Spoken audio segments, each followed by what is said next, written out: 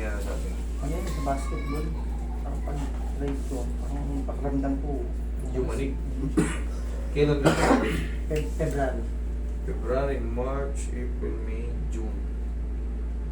5 months. Ngayon, saan ka nasasaktan? Yung regular walk or hagdan? Ay, Sa minsan running? Sa hagdan. Sa hagdan, nasasaktan ka na. Tapos pagka yung, lalo pagka sisiraw na upo, pag matagal na ganun, ang hirap na yun. Hirap na ibalik. Kasi pagka, ano ko, sumiyat kasi nakatungtong sa ano, tol.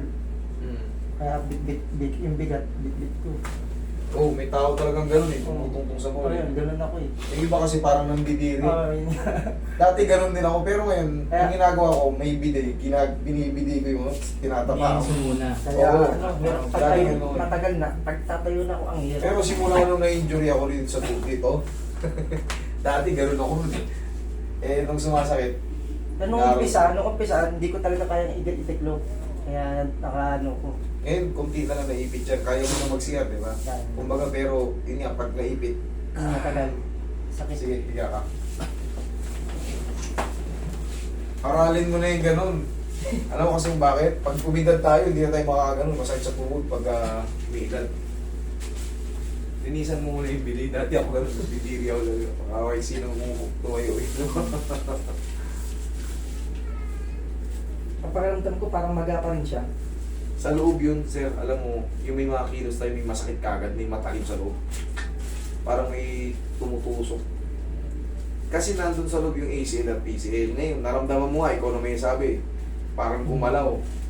Siyempre, pag gumalaw yun, mau-overstretch niya yung mga nasa loob. Kaya may maling kilos ka, bibigyan mo ng puwersa, parang may mali talaga, parang maga pa yung loob ah. Pero hindi yan maga. No? Ang lalim yun. Nai-stress na yung ACL o PCL mo sa loob. Pero pag natabig na yan natin, yan, doon mo na yan mararamdaman. Saka pagka walang pamamaga dito, dito mo naman, eh malalim din naman eh. Wala naman. Sa loob lang yan. Kunting adjust lang yan.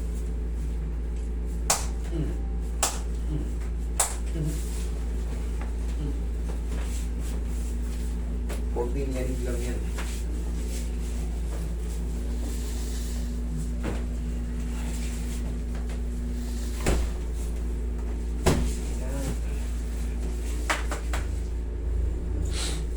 Anong number kayo, sir? 21 pa yata. 21. Marami ba sa labas? Meron pa yata sa loob eh. Ito yung nandito. Meron dito dalawa. Tapos meron pa sa loob. Meron pa yata sa loob. Di ko lang alam kung dalawa isa.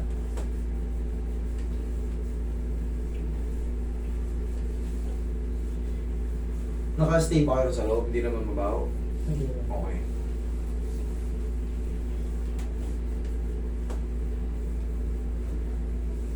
Ang iba ayaw ng malamig, gusto na initan.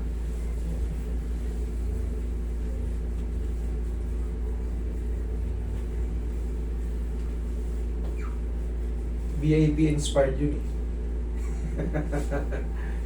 VIP inspired.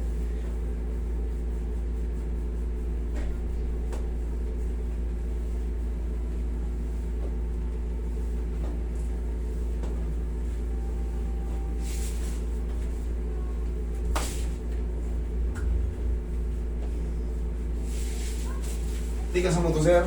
Sipa mo. Sapa? Okay, thank you.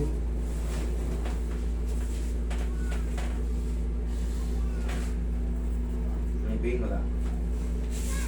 Wala na yan. Tingnan mo. Testing mo. Pag hagdan-hagdan ka ron. Okay, running mo dyan. Yayanikin lang yan natin yan. Kunti lang mo eh. Sige. Go. Ano lang ako. Yan, parang pag medyo di na gano'n. Parang medyo may pay. Parang natatakot akong ano eh. Parang natatakot ka. Oo. Pero walang pain.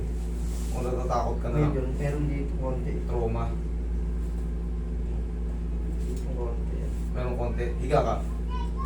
Pag konting-konti na lang, eh syempre, minsan hindi talaga perfect na 0-0 agad. I-rest mo ng mga 3 to 4 days o 4 to 5 days. Pero pag may masakit pa, palitan pa natin. Pero kung dyan, sige, higa ka. Tingnan mo nga yung kabila, ganin mo kung parehas. Okay, sige, higa ka. Meron dyan sa Yung pa rin. Yung higa ka, higa ka. Kaya. Higa ka. lagi pa ito no, maliit yung kita ako. No?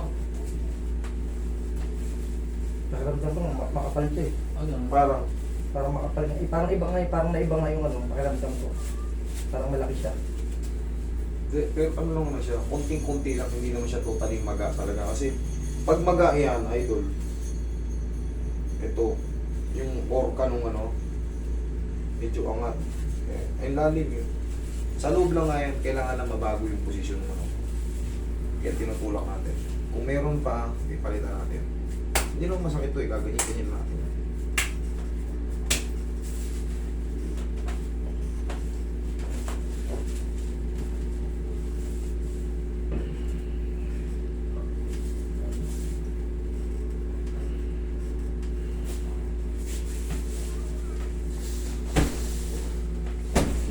Thank you.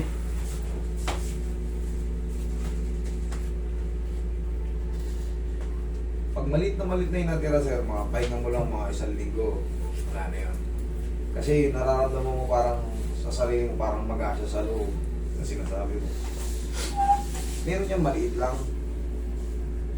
Pero siyempre, pag na-adjust, kailangan din ipahinga para mag-0-0.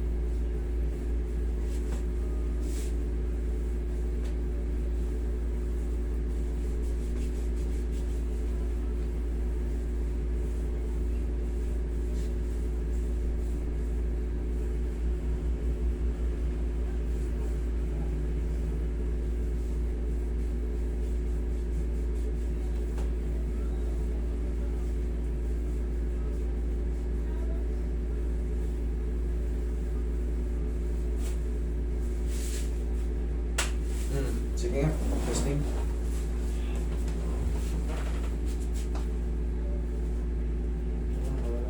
Wala na. Wala na dito. Sige, rest mo lang ng mga yun. Kung nawala na, huwag mo lang muna ilaro. Siyempre siya medyo bagong adjust. Baka tumulas na ulit, sayang. Okay? Sige, thank you.